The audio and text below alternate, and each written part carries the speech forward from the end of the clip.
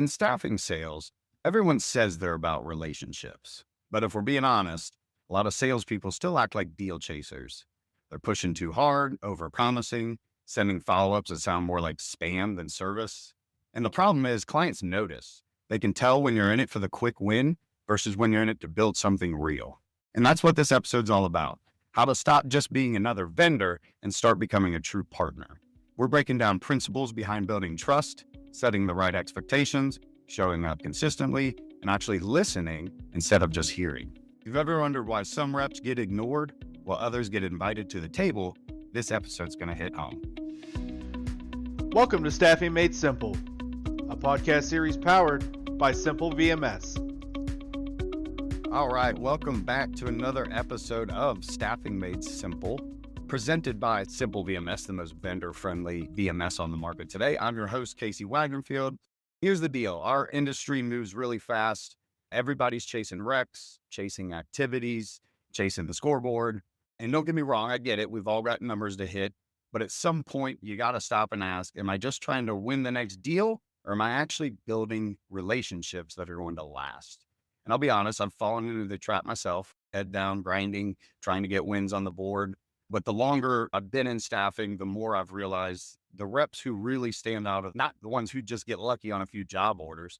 They're the ones that clients trust, the ones who show up consistently, even when they're not asking for something. And that's why I'm pumped about today. We've got a guest who's not only lived this out, but has turned it into a framework that anybody can use. So before we do bring him in, though, let me bring in my co-host, Senior Vice President at Simple VMS, Rob Geist, who I'm sure is also excited about this episode, being a sales leader himself. Absolutely, Casey. You nailed it. Everyone says that they care about relationships more than anything else in sales, but most people are driven by their leadership to get those short-term deals. How do you close something right now? That mindset. That's why I'm excited to have our guest today. He became an all-time leading salesperson at a large national staffing firm, and he did it by building relationships and focusing on trust and service over transactions. He's taken those lessons, written a book called Winning the Relationship, Not the Deal, and now he helps salespeople rethink how they show up. He's also the host of the Quarterback Dadcast, which has aired over 300 podcasts, where each episode offers practical takeaways to become an ultimate quarterback and leader of your home. So with that, I'll introduce Casey Jacox. Welcome to the podcast. Thanks for coming on.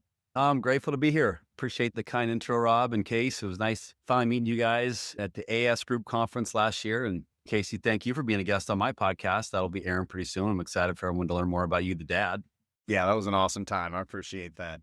And I know we're going to dig here into the book, but before we do that, and I know a lot of listeners, especially people in staffing, know who you are, Casey, but I'm sure there's people who don't. So I kind of wanted to set the stage from them. You're not just some guy who wrote a book. You've had an insanely successful sales career, and you did it differently than most. So for those folks who don't know who you are, can you walk us through your staffing journey? Yeah, you bet. So I started in 2000 for a company called Hall Kenyon. Hall Kenyon was purchased by Kforce in June of 2004. I started as a contract hourly salesperson, which is really a silly decision to make, but I did it because I call this the Division II mindset. People who played sports at Division II, you always kind of have a chip on your shoulder where you're trying to prove to others that maybe you got a little bit more fight in the dog. But I literally was working for a barcoding labeling software company, and my best friend, a guy named Kelly Hansen, who's still in staffing, he convinced me to come try to interview at this place called Hall Kenyon. I really didn't understand what staffing was. I was like, wait a minute, so there's these contractors and you pay rate and you bill rate. Like, it was just so foreign to me. Anyway, I interviewed 9 times, finally got the job, contract salesperson, and they said, it's probably going to take 6 to 9 months for you to become a full-time employee, which I was like, another challenge. There we go. Let's go. And 3 months later, they made me a full-time employee, and then had some amazing training at Hall Kenyon and amazing training at Kforce, and just got surrounded by really great people, great teammates, great clients. Spent 20 years at the end of my career, I was working with one large customer. I think that the transition from staffing to services, or understanding what professional services are, SOW work, that was a very fun journey to go through. But the idea of the book actually came probably about 2012, 2013, where I was literally training some people. And that's where the mindset of winning people really got clear. And then it became kind of a saying internally. And sometimes my buddies would give me a hard time. But to me, I was so passionate about it because in the end, if you win people, that's what really led me to have continued success at Kforce. And I was grateful to be our number 1 rep 10 years straight before I moved into an executive role and trained others how to do it. And the journey I'm on now, gentlemen, is something I really didn't mean to do. I knew I meant to write a book and meant to start a podcast, but I did not mean to get into executive coaching, performance work. I did not mean to become a speaker, but it is a full-on calling. It's fun when you have experienced a lot to be able to share with others. I'm jealous I get to share a lot of this stuff with my clients who are much younger than me, because I was like, I wish I talked to somebody that was like me when I was 23. And the book is not like, let me tell you how great I am. It's more of a book about, let me tell you where I sucked. And let me tell you where I struggled. And let me tell you what works and doesn't work based on my experience. These are the things that I found to be successful more often than not. I love it. In case you and I have a lot of similarities, and I really picked that up in reading the book. And I do think it's important to talk about your flaws and your weaknesses as much as toot your own horn. But in the first chapter of the book, you talk about the golden rule, always treat people the way they want to be treated. That sounds simple, but I've seen salespeople struggle with that. How do you figure out in a world where everyone's so different and they all have different styles, how to present yourself to different people?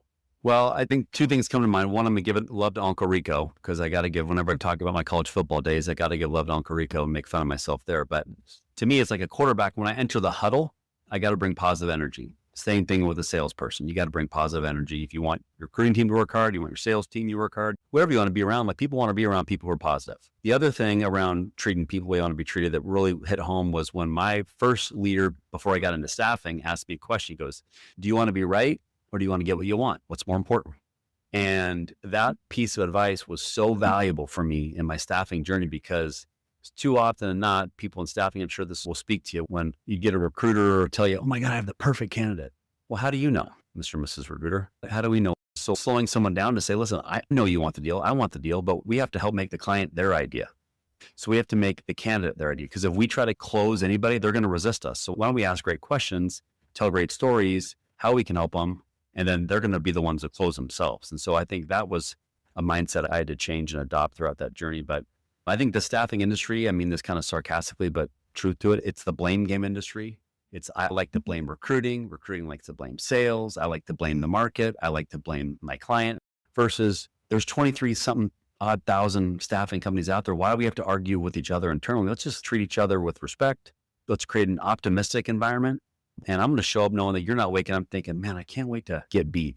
I can't wait to send you crappy candidates. I can't wait to have my client lose budget. I mean, no one's thinking these things. So the time we waste further going down this rabbit hole when things don't go the right way, I think that's why I really tried to start out of the gate, like just bring positive energy, intent. If you don't know how to work with somebody well, maybe it's on you, Mr. and Mrs. Seller or Mr. and Mrs. Recruiter. Maybe we're not asking the right questions to meet someone where they are, understand what motivates them, what drives them.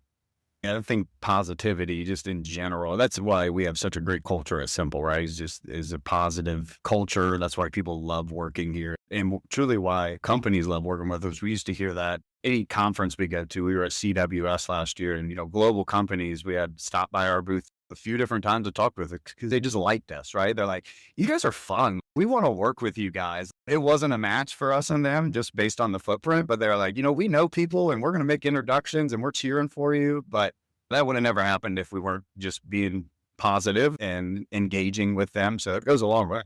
It does. Yeah. Absolutely. One of my favorite compliments I've gotten in sales meeting at times, after you've called somebody and you finally get to the boardroom with them, they say, man, thank you for being persistent, but not pesty.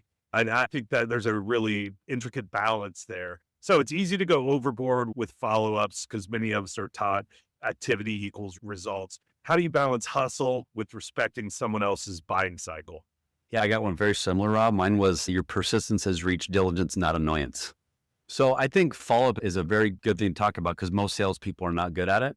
Most salespeople are following up for what he or she wants. And so what I learned is the art of using what I call third-person storytelling. So my follow-up is always using language that the customer told me or the target told me. So like if you guys said, hey, Case, sorry, you keep calling me the wrong time. Great. Tell me when will be a better time to reach out to you.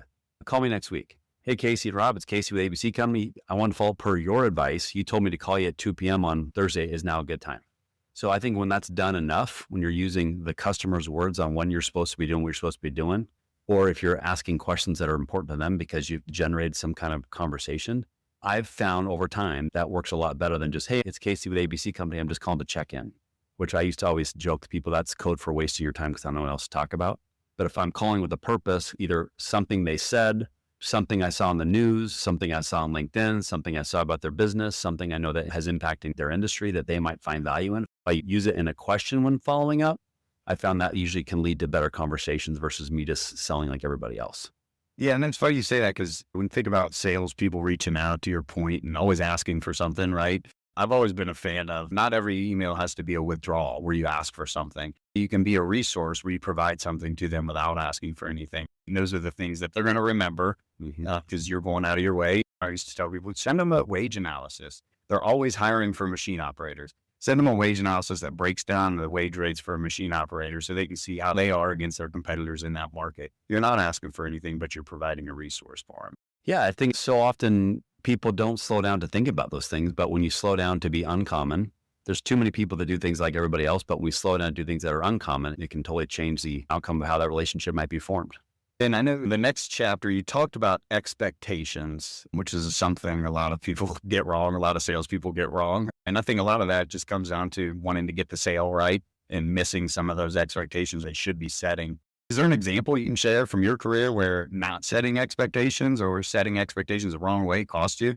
Yeah, actually, there's a spot in the book where I talk about not following up when I was supposed to follow up. And I remember I knew I didn't remember to do it. It was really early in my career, which is why I learned to fall in love with the CRM and the activity function of it. But I remember calling the customer and I said, hey, it's Casey with, I think it was Hall Kenny at the time. And I said, I'm following up. He goes, yeah, you're supposed to follow up with me last week. And it was just like crickets. I was like, oh God, this is embarrassing. He's like, I actually gave the business to your competitor, but hey, thanks for following up a week late. So he's kind of an a-hole about it, but I deserved it. That's why following up, hey, Casey with I'm following up per your advice around project ABC that you talked about is now a good time. Again, it's not going to work every single time, but I think expectations is one of those simple things that we just don't slow down and think about. Like even set expectations for the candidate, where to park, what to expect, what the team's like, where the manager went to college, what he or she likes. How about even when you finally got that client to call you back to give you 3 positions, project managers you're going to try to staff, and you're not finding anybody. So now that's quickly to blame the recruiting team. Well, God, I did my part. I got my job. Versus, well, maybe you didn't. Maybe there's other questions you can be asking your client to make your life of your recruiting team easier. Maybe you can go out of your way to say, hey, tell me, is there anything I can do to help your search strength? Do you need anything from me? Maybe then setting expectations with the client to saying, hey, Mrs. Client, I just want to call to let you know that we're working really hard. We've called X amount of people. We've already screened out 15 of them. Tell me, what are you seeing for your side? I just want to set your expectations with what we're at. Now, I used to get pushback internally on that one, but I thought, again, I want to win a person. I know how I would like to be communicated with, and some is a lot better than none. So sometimes just by following up and setting their expectations of what we're finding, what's struggling, what's not, because sometimes they'd say, there's no one available. The rate's too high. The rate's too low. You're not going to find anybody. So if I led with that, now if I say, hey, it's Casey with ABC Company, I'm calling to say, we're not finding anybody. I think your rate's too low. Then you walk yourself right into, oh, really? Because your competitors have given me 5 people and I have interviews next week of them. Now what am I going to say? So salespeople who do that, right? They go in and accept a job order knowing that their recruiters can't fill it, and rather than setting those expectations of, hey, this isn't what we specialize in, we'll give a stab at it. We'll try to get some resumes for you, but not over-promising and not delivering at all. I've worked with people who've over-promised a company. We had 100 forklift drivers ready to go, start tomorrow. And we didn't have 100 forklift drivers ready to start tomorrow, but I can come back to bite you. I don't like excuses from salespeople. I'm a firm believer in when you mess up, you fess up. And I think you just get respect from that. So another thing that is a challenge at times with salespeople, and Casey touched on it, is overpromising and underdelivering. What happens when you do that, and how do you recover from that without losing a client? This is where I learned about the 3 superpowers of life, which is being humble, vulnerable, and curious. When I can lean into those emotional intelligence-based skills to know that, hey, Mr. Client, based on our initial discovery call, I thought we were going to be able to do A, B, and C. It's quickly becoming apparent we're not. I just wanted to apologize and set your expectations. I know this might mean that you need to go to another vendor. That's not my ideal situation, but I want you to have a good outcome. I want you to make sure your project gets done on time, whether it's 100% with me, 80% with me, 20% with me. In the end, I want to make sure that you're getting good service, honest communication, clear expectations so that I'm setting myself up to help you downstream. I mean, that's how I would approach that. I would be willing to probably bet that's more of an uncommon approach versus trying to convince ourselves that, oh, no, we can do it. We just need another day. We just need another hour. We'll find somebody. And what you end up doing is just like delaying the inevitable, because you're never going to fill every single rec. You're never going to fill every single job, but you can strive to win every single person by how you communicate with them. You find out what's important to them, how you follow up with them, how you remember things about them. That's a lot more realistic than winning every deal by winning more people. One of your chapters, you talk about listening to your prospects and your clients, and you make a clear distinction between actually hearing them and listening to them. Maybe you can explain that. What's the difference and why do so many sellers get that wrong? The most simplistic way to find out if you're good at listening is how often when you meet with a customer, are you saying phrases like, tell me more about that. Describe why that's important to you. Tell me what would happen if you didn't achieve that, Mr. and Mrs. Customer. If you're someone that asks second, third, fourth level questions, I bet you're a great listener. If you're just like, what the hell is he talking about? That probably means there's a gap, and that's okay. It's okay to say there's a gap, but it's not okay not to do anything about it. So I would encourage you to realize that listening is a skill. And ways that I prove that I've gotten better at listening is what I send a meeting recap after I meet with a client. And I tell them it's coming. I'm going to articulate why I'm sending meeting recap. So I show you, a customer, that I listened to everything. I took things that are important to you. I'm making sure that I'm following up next steps based on things that you told me were important to you. Because hearing is subconscious. I actually share a table in the book about subconscious listening behaviors and conscious listening behaviors. Because we can hear sometimes an airplane buzzes over, or we hear the fan on the other room, but listening requires us to be locked in, no notifications, put Teams away, put Zoom away, and asking follow-up questions, taking really good notes, either mentally or through AI or through your follow-up. Because I've never met somebody that said, man, I don't like that Casey guy at Simple VMS. He's a great listener. So you want to get better at sales, be a better listener at home, be a better listener with your kids, be a better listener with your friends. And the better listeners are the ones that ask more questions versus the ones that keep talking the whole time about how they can help. Because I think when you get down that path, then you become like a common seller, which is you're trying to close them versus I just want them closing themselves. Because I've asked great questions, I've listened, I've told a story of how I can help them. Now they're going to be the ones to close themselves. On that same topic of listening rather than hearing, do you have any personal anecdotes where a client didn't say something directly, but you picked up on it and it changed everything? Yeah, this is like Vietnam flashbacks here, Rob. So I appreciate you taking me down my pain level here. One of my worst moments in selling was at Hall Kenyon. And I remember I was working with a healthcare provider. I won't name them. And they told me this gentleman was going to introduce me to another group. And he said, yeah, just let them know that we're working together. Now, what I heard is working together. So like I'm supporting you. What I should have said was working together. What does that mean? How can I make sure I really articulate? Because I want to make sure that he understands why I'm calling him. I didn't do that. So when I called this dude, he didn't take my call. And then I emailed him. How he read the email made it sound like what was coming from me was that I falsely articulated my role. Like I was pretending to be someone that worked at the healthcare provider that did not work for a staffing company. And he thought I was trying to change the story, which I was like, not at all what I was doing. And so the guy completely blackballed me. So the guy that introduced me went to bat for me. And so we actually had a conversation one day, but he never once gave me an opportunity ever since then because of how I didn't slow down to ask one more question to say, hey, Susie, I'm working with Casey and Rob, and we're not really working together yet, but we're working to build a partnership. And they're looking to me to help them with ABC. They thought it might be a good idea for us to meet based on the services our company provides. So just a little bit more contextuality. And because I didn't do that, it backfired on me. And I've had to live with that for the last 25 years. So thank you for making me go down that path again. Well, you always remember the ones you didn't get, right? That's just a curse of us being in sales. I hope that there's maybe a more seasoned seller or sales leader listening that can learn from either me openly say why I once sucked and still suck at times. Because I think that's what shapes our cultures of teams is when we can remove fear and instill confidence with our teams, people can be their best version of themselves. But I think so often in sales teams, we're chasing something that does not exist, which is called perfect. I've yet to meet the perfect seller or leader. Yeah. When you talk about not listening, I think a lot of sellers do just go through the motion. So when they get a call and the client says every other day they call for another 10 people, right? And it's just checking the box and yeah, we're going to fill it. But maybe it's not that they just need another 10 people. Maybe it's because their turnover is horrible and they can't keep those same 10 people. And those are the harder discussions you need to have with them as their staffing partner versus just being an order taker. Yeah, I think clients, they don't want to be told what they're doing wrong. And sometimes those are the internal conversations that you and your company have to have. Is that the customer we want to work with? The amount of time that we're investing in maybe restaffing positions because our client, maybe he or she's just not a good person or the environment just is not fun, regardless of how important that revenue is. Those are, I think, tough questions to have. But I think if I was going to deliver feedback to a client, like something like that, I would use a curiosity-based framework and I would ask, would they be open to feedback they've received from some of our consultants that have worked for you?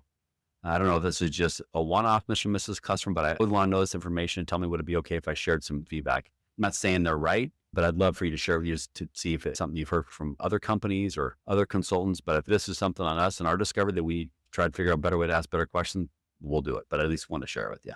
In chapter 4 of the book, you talk about something which I'm better at now that I'm in leadership than I was when I was an actual individual contributor, but it's always documenting everything and then follow up. We talk about it a lot here at Simple with our team. Why do you think so many, even good sales reps, are resistant to documenting? And I say documenting, the good sales reps are good at follow up, but they might not document it, even though it's such a simple differentiator. I think it's a mindset. I think it's lack of clarity from leadership to sellers. I think a good sales team, an elite sales team, they understand the pain of not documenting, kind of like the example I shared earlier. Because I did not document correctly and set the right follow-up activity, I lost revenue. Well, that was pain that I did not want to go through again.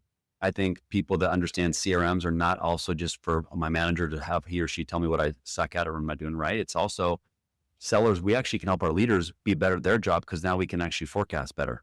We have to understand where's our pipeline coming from. And so if I understand that, oh my God, Casey's got $66 million in pipeline, we got to make sure we support him versus courting everything, not communicating everything, trying to fly the plane by yourself or take on the football team by yourself. You can't do that. You have to rely on your team. And so I think for me, people that embrace technology, let the technology manage you versus you managing it. I used to joke, I said, the day that the power went out was the day that I always get a little nervous because all my follow-up was done. I didn't know who to call. If I had this activity list that I go to work, I'd open up my email on one computer, and the other computer was just all my CRM activities of when I would have to call people. And I would literally, like, people used to joke and call me like robotic, but I'd rather get called a robot and be more efficient than people than the person that's a lazy, complacent excuse maker. But I think if you're not using a CRM to your fullest, even just the most simplistic of when you get off the phone with somebody, make it their idea for when you're going to call them back, and then just use their words when you call it back because it makes it so much easier when you're following up with people. And I think most salespeople, that's what they struggle with. They forget to do it. That fourth, fifth time, it's like, maybe there's no business here. Maybe there is. We're just not asking the right question. Right. And I think it just helps you remember where you left off. Keep good notes so you know where you left off the last time. And anymore with all the AI that they have out there, I mean, it's taking notes for you, right? Just get it linked up to your ATS. And that's something that I struggle with and I continue to work on and get better. And Rob and I have talked about that because I came from staffing and overseeing salespeople that put notes in and giving them a hard time about putting notes in. Rob's like, yeah, so maybe we should have that conversation. So you have to have that mentality to make sure it gets in there. I don't think enough leaders tell their team that it's not to micromanage them. It's to help the team grow better. I think there's a little bit of a disconnect at times with certain people in leadership where if you just communicate that people, sometimes you get better results from it. Yeah. And Rob makes a good point on our sales calls too. If you're documenting everything in there, then you're more coachable, right? If you're making all these calls, but you're not setting any appointments, maybe we need to work on your messaging. Or if you're setting all of these appointments, but we're not closing anything, maybe it's you're closing and you're negotiating and giving a demo. Or maybe the leader asks more questions. Hey team, tell me 1 or 2 reasons why using a CRM would help you, and tell me 1 or 2 reasons why CRM will not help you. Make them kind of see both sides of it. And the 6 things I wrote about are things that I still work on to this day. I'm still not perfect at them. So I think everybody can relearn these things. And when things aren't going the right way, that's where I think you lean back in on curiosity. Everyone checks their ego and usually you can get back to the root of the problem. Do you think over follow-up exists, or is it more just the quality of the follow-up? I think quality of follow-up. I have someone following up with me right now. I'm not going to name them, but they keep calling me to tell me they can help me write a book. And they have all these reasons why they can help me write a book. And I want to help them so bad. But like, if you actually said, hey, Casey, I know you've already written a book, but I think you got a second book and here's some things I want you to think about. That's why I want to schedule time with you. But the fact the person's done 0 homework and I can tell I'm part of the automation follow-up, I'm not going to take the time to go teach them because until they want to figure out themselves, it's a waste of time. You talk about something in chapter 5. This is something that I really live by, and I really do try to be my authentic self. Why do you think so many sales reps feel like they have to play a role instead of just being themselves? I think it's twofold. One, I think it actually can be a leadership challenge because I think if the leaders don't set the right environment where people can be their authentic self, where it is celebrated to say, hey, I don't know, I need some help, then fear loves to hide, which I tell a lot of leaders I work with. And if you're not inspecting that, it's going to hide. It's going to create complacency, which leads to bad habits, which leads to lost revenue. So I think in environments where practice is encouraged, where they're able to mess up in front of their team and they can have fun with each other. And we're not just like going to a room for a 2-hour role play and we're not ourselves versus I walk down the hall and I say, hey, Rob, tell me what you'd say if a customer said this. So it's like you're trying to catch people off guard because that's what's going to happen in the real world. So if we can create those same type of moments are going to happen when they happen, then we increase the chance of having better outcomes. I think the reason why ego and practice are so important to me is when I played football in college, my coach made me practice every day. He wouldn't let me just show up on Saturdays and play. And when I go watch my beloved Seattle Mariners, they still make them take batting practice. And our pilots, they still got to go practice takeoffs and landings and go through recurrent training. And doctors, they got to stay current. But yet us in staffing, we're that elite. We can just show up and wing it, which I don't think is the truth. And so I think if we just change our mindset and realize that practice is a part of the game and us checking our ego in the game and us realizing that it is okay to be myself. But the number one reason to be me is everyone else is already taken. So I bet as well be the best version of me.